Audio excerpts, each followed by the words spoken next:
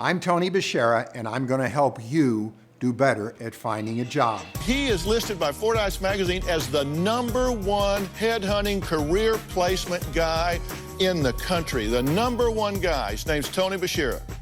Orlando, come on in, buddy. Nice to see you. Come in and have a seat, won't you? Thank you for coming. I really, really appreciate it. Oh, it's no problem. Okay, very good. You joined the Marine Corps. You went overseas. Give us a little bit of background and your experience in trying to find a job. Okay, in the Marine Corps, my primary job was military police and a correctional specialist. Military police does the same job as it does out here in the civilian world, but we do it more on a military base.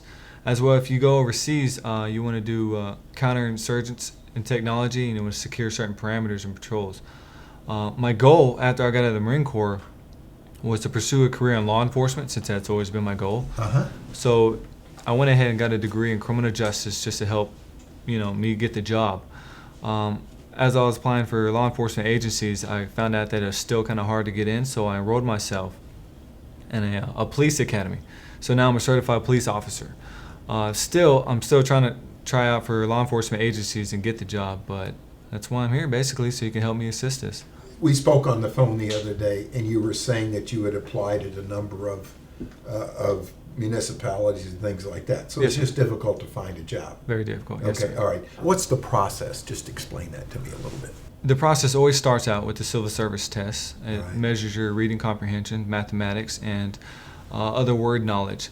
And then after that, you go on to your physical PT test, which is basically a 1.5 mile run, crunches and push-ups and sit-ups. And You then do this every time? No, you just do it once. every time for each department. Every time for each department? Yes. And then after you do your PT test, then you have to come back, fill out a background packet, which is usually roughly around 60 pages of your life.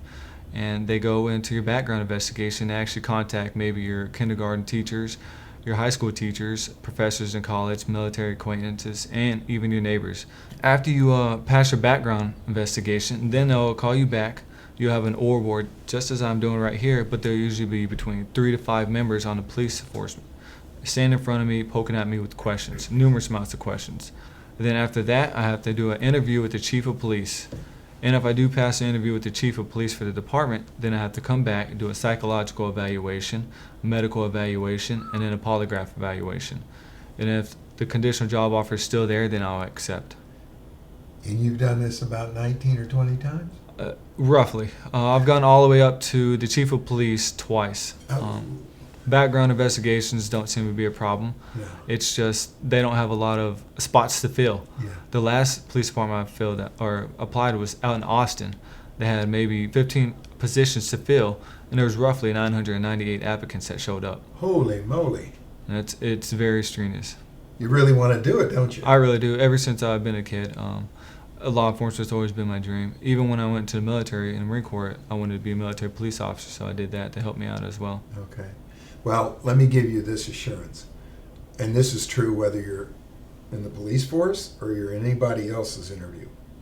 If you get down to where you're the last 1 or 2 or 3 candidates, the difference between who comes in third and who comes in first is so minuscule, you can't control it. Okay? Okay. There's nothing you can do. Okay. What you can do is do exactly what you're doing. You keep on talking to people and you keep on interviewing. You sell yourself very well. You're the kind of guy that ought to be a policeman. Thank you. People would respect you and like you and trust you and, and that kind of thing. My recommend. When I originally talked to you, I thought, well, maybe there'd be some other things that you could possibly do, and there might be, but I think your passion is so great, I'd just keep on trying. Well, thank you. I appreciate that. After that, Now, if you do get into a situation, it sounds like you're doing well in the interviews, right? It's just that there's so damn many people competing with you. Yes, sir. You definitely have to stand out. Before they see you in person, you definitely have to stand out, either in your background and on your paper, your resume. So that's basically what puts you front before they even see you. Hey, a big shot's just a little shot that kept on shooting. So, that's just what you need to do, is just keep going after them. Abilene, Lubbock, wherever you have to go. Yes, sir. We really appreciate you. What you've taught us is when you're passionate and you're committed, you'll find it. Thank you. Thank you for coming by. when I originally talked to Orlando, I thought, well, maybe he's having trouble finding a job as a policeman. There are some things I could teach him to do and he could go interview for and that kind of thing. That ain't gonna happen. If everybody in this country had the same kind of passion and commitment about what they were gonna do as this kid does, everybody'd be working, all 15 million people that think they're out of work.